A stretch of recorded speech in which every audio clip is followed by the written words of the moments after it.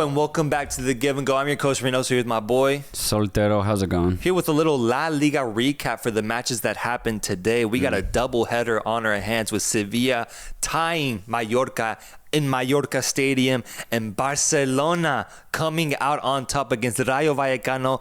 A crazy comeback after being down 1-0 in the first half. Second half turnaround with the one and only Dani Olmo on his debut delivering the game winner. There's nothing better than a full house in Vallecas, man. La vida pirata. I honestly love seeing Rayo play. It's beautiful. And they had a great 20 minutes. A great first 20 minutes. Then Barcelona starts to get in the game, bro. And honestly, going into halftime, I was just thinking there's no way Rayo hold on to this lead. And they worked so hard to get that one. It was a beautiful goal from Unai Lopez, but Barcelona were just getting more and more on the ball. They started dictating the pace of the game. Rayo were just responding to whatever Barcelona were throwing at them. And as we've said at the beginning of the season, Barcelona have difference makers all across the pitch. So it was only a matter of time that Pedri was going to get his goal. It was only a matter of time that Dani Olmo on his debut was going to score a beautiful little curling goal to make it 2-1. And unfortunately, Rayo lose this game. But, you know, we could some things to talk about Barcelona because, as I've said before, I think they're going to have a great season this year, dude. Barcelona with 9 points now, leading the table, 3 wins out of 3. And you're right, the difference maker stepped up, especially Lamine Yamal as well in that second goal, getting past that Rayo Vallecano fullback. He had been trying that entire game, finally broke him, and then threaded a perfect ball over to Dani Olmo, who then finished. And then Pedri getting a goal. Shout out to him. Very well placed. Good to see him thrive. Starting off the season healthy. Maybe we get a full season of healthy Pedri. I actually think that's very important to Barcelona being a contender in La Liga, is the health of Pedri. So far, so good. I'm impressed with Barcelona because to start this game, it did look like it was going to be a tough challenge for them, going down pretty early in this match to an Unai Lopez goal and just that crowd getting into the game. Rayo Vallecano known to pose a very feisty type of threat to the top teams in this league. I thought maybe this would be a tough match, a tough test for Barcelona, and ultimately it was because, bro, they had to work to get those 2 goals, but once they did, they controlled it. There was a little chance at the very end that could have resulted in a goal for Rayo Vallecano, but something about these lower level La Liga teams, man, you just know that luck isn't going to be in their favor, bro, because he just couldn't get his foot on it, and Barcelona goes on to win. I think we made this point before last year that the finishing in La Liga is, you know, it's not great when it comes to these lower level teams. They play beautiful football. The passing's amazing. Rayo at their best are so fluid going forward, but their finishing, man, if they just had finishers, they could have won this game. Like, their defense played that well. And I before I get into Barcelona, I do want to highlight Rayo's defender, Abdul Mumin. Oh my God. He was absolutely everywhere. Fantastic performance from him defensively. And honestly, for the rest of Vallecano, they were fantastic. But yeah, Barcelona, specifically their youngsters, have really shown up at the beginning of the season. But you look at it like no Araujo, no Christensen, no Eric Garcia. So no Gavi either. They all have to come in. And bro, I mean, Marc Bernal. Yeah, what do you think about him? 17 years old. 17. From his player profile point of view, he is as defensive as it gets from a midfielder. But the thing is, it works. It allows Koundé to go up forward because Bernal will always just stay back. I thought he had a really great performance. He's very professional, very mature. But you could say that about all Barcelona youngsters. 17-year-old Lamine Yamal, yes, maybe he struggled a little bit, but I don't even think struggle is the right word because he was cooking. Yeah, bro. He was just constantly going. And I think, honestly, if he just puts it to himself, he can get a goal or assist in every game this season. And he has so far, dude. Yeah. He has so far. It's ridiculous. Cubarsí, center back as well, 17, 18 years Gerard old. Martin as a left back. Lord, ridiculous, man. It's crazy how the youngsters that are really stepping up for them. And then Hansi Flick doing a really interesting thing by playing both Rafinha and Lamine Yamal at the same time, using Rafinha in a kind of free number 10 role where he can just kind of go and roam anywhere. I like it. I love the offensive approach to it. Again, it works because Bernal's so defensive, and then you have Pedri who can join in on the attack. I just think Rafinha is probably not the guy there. Like, it's probably going to be Dani Olmo there. I think Rafinha is just best when he's out in a wing position. But either way, I love the offensive approach that Flick is trying to implement here. So I don't think Rafinha had a bad game particularly. I just think he's better out wide from the starting position. Yeah, and then Dani Olmo in his appearance, I thought he was stellar. Stellar, man. From the moment he came on, he hit the post from who knows how many yards out. He got really close on a long-range effort. And overall, I love the impact he had off the bench. Expect him to start some games in the future with how well he played today. But looking at Vallecano, I mean, is James Rodriguez the solution there, bro? Dude, isn't that fun? James Rodriguez, Colombian legend and icon, is going to be joining the Rayo Vallecano team, and he was in the stadiums, in the stands for this match, man. Yeah, it was awesome. I'd heard the rumors, but seeing him actually in the stadium, I was like, oh, okay, this is awesome. Like, this is going to happen. James Rodriguez in Rayo. This is giving Falcao when he came here at the very end of his career. Honestly, I think it's the perfect place to be.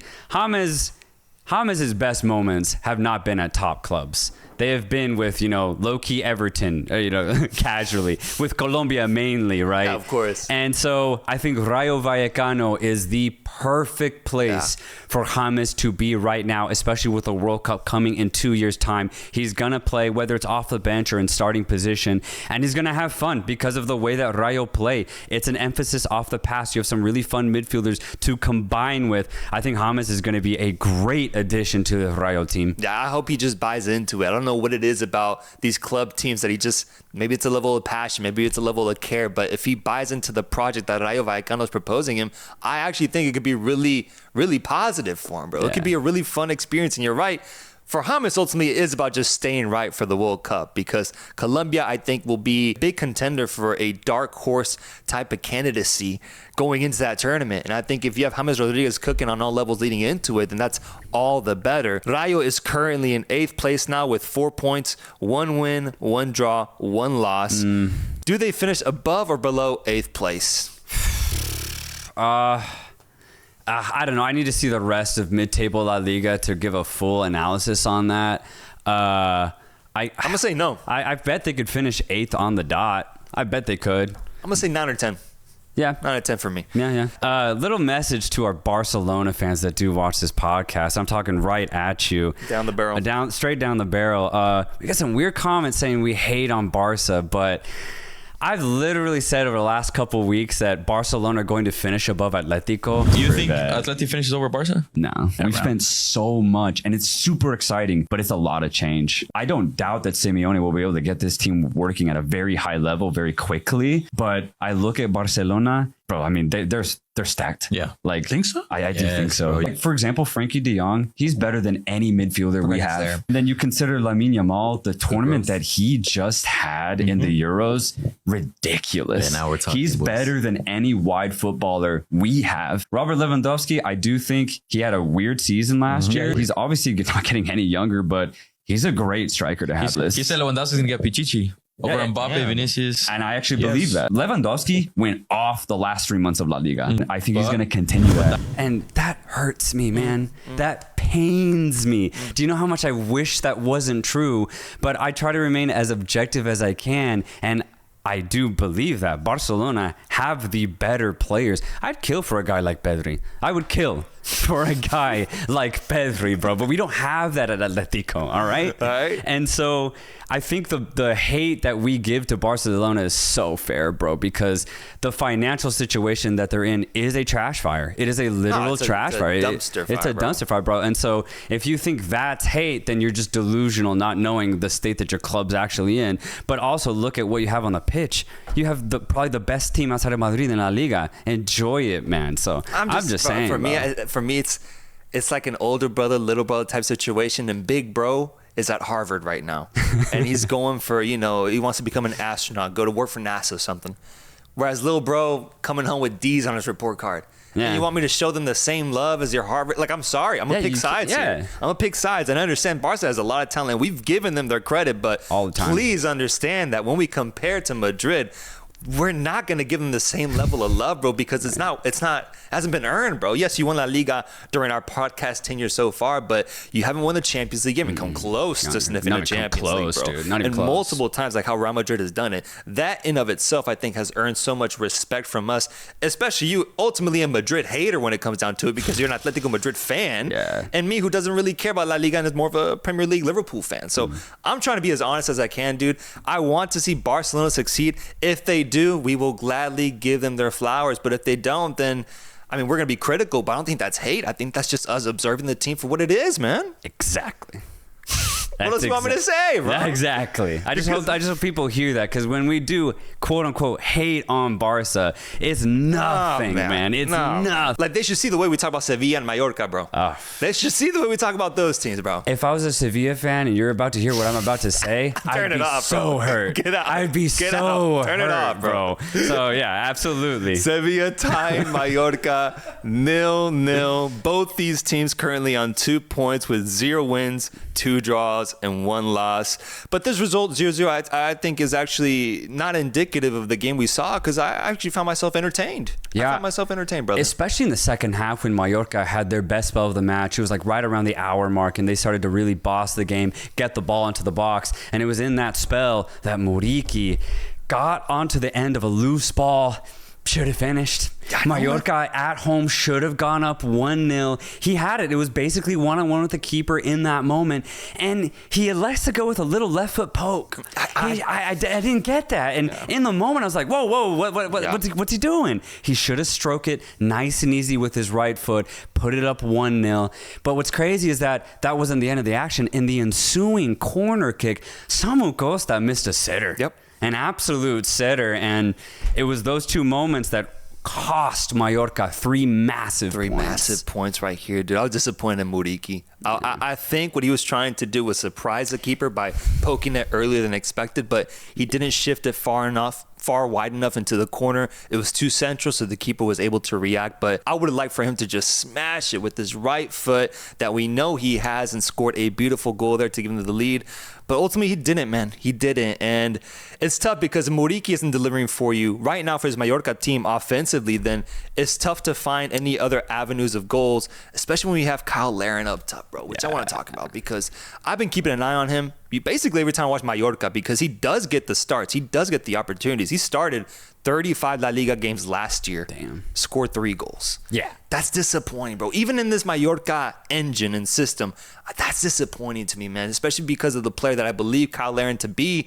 His time in La Liga has not been very fruitful, coming from Rayo Vallecano after he was in Belgium, I believe, making a big move over to Spain. What we've seen from him has really been disappointing overall. And the reason I bring him up is because I think now there's a new threat coming through the transfer window that Mallorca has acquired that I think will ultimately take over his place.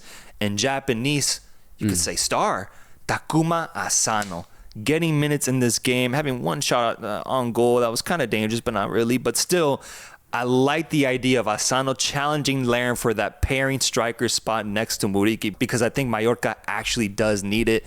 I'm predicting that we're seeing a little bit of the end here for Larin, at least in La Liga. Send him over to France, maybe even Germany. But I think for La Liga, Kyle Larin just isn't the guy ultimately up top, and Asano might end up being that instead.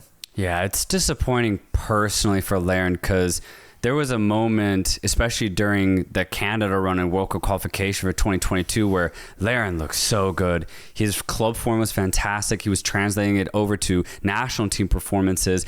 And considering his age, I was thinking that this form was going to last for 4 or 5 years straight. Yeah. But it was a very small peak. He peaked in 2021, and it has been a steady decline since then. It is very disappointing.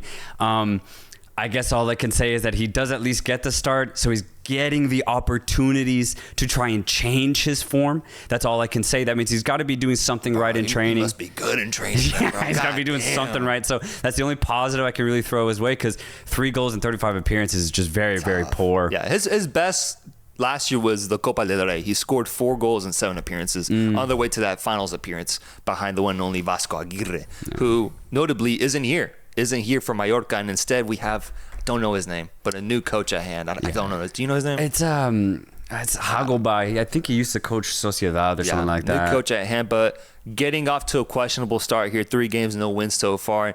Kind of a similar vibe for Sevilla, man. Both of these teams were looking for the result, which is why I think we saw Sevilla have a pretty good first half, where I think they dominated most of it, but then Mallorca flipping it in the second half. Ending 0-0, tie here, bro. What else stood out to you in this game? No, I mean, for me, Sevilla is just so predictable. Even when they do, let's say, quote unquote, dominate a match, I'd say in these first couple matches of La Liga and all of last year, you know what's coming. You know how to defend against Sevilla. And for Sevilla, when they play football, it looks so labored. It looks like they're running twice as hard to gain the same amount of yardage as their opponents. And that can't be a good way to play the game of football, man. You got to be way more creative off the pass, especially in La Liga, where it's passing is the main way to play. For Sevilla, it's a lot of dribbling. It's a lot of, I want to say, pointless running, and you get this product where nothing happens. Mallorca had the best chances in the game. Sure, Sevilla definitely had a better first half, but I just don't think they do much with it. They have a couple of new players, right? Nacho from Leicester City. They have Ejuke, another Nigerian forward, I think from Belgium or something like that. Let me check that for you. He's from Royal Antwerp, yes. Yeah, Belgium. So he's going to have to work very hard to be comfortable in a much more difficult league here in Spain. Luke Bacchio's, I mean, honestly, just not that much better from an output point of view. So you look at Sevilla's front line, and I'm just not seeing a lot of goals for the rest of this. Like, I don't even see them improving realistically. Mm-hmm. And Ejuke tried, bro. He tried. He was tried so active. hard, bro. They all tried. The energy was crazy from Ejuke. He stood out to me a lot. He was at the end of almost every opportunity, but those opportunities, like you said, weren't that great. They're not great. In the midfield, you have Laconga, Gibralso, and then your boy, I guess, Saul Niguez, who actually got a red card in this game. Yeah, dude, I will say, bizarre seeing Saul play for any other La Liga team. It's very weird. Yeah. It honestly doesn't look like he cares that much anymore. I wouldn't either. He's a decade at Atleti, bro. That's a long time. He's still 29, though, man.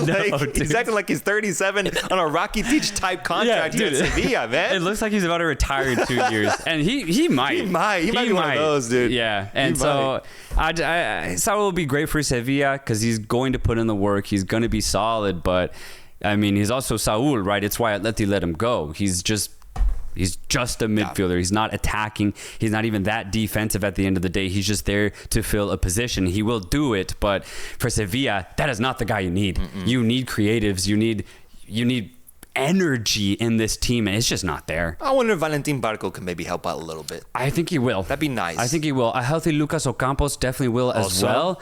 The problem is that they're going to be so isolated. They're not going to have any help. I think this is going to be another just very frustrating season for Sevilla. They do have talent. That's why I think they'll be fine as far as relegation's concerned, right? Because you do have, Lokonga and so in midfield to, make sure things are okay. Loic Bade seems to be a good defender. He featured for France at the Olympics. He's solid, but just offensively, Sevilla have nothing. Sevilla fans, if you're still watching, let us know what you think about your team. Mallorca fans, let us know what you think about this team after this 0-0 draw at Mallorca Stadium. That is it for today's La Liga recap. 2 games, doubleheader. We're going to try to do this more often, just recapping daily matches that happen. And you'll see us tomorrow with the same thing again, reacting to, what is it, Atleti, also Valencia playing in the game beforehand. So we'll catch those games as well. So catch us tomorrow for that and more La Liga action. Make sure to comment, like, and subscribe on your way out. And we'll see you guys soon. Peace.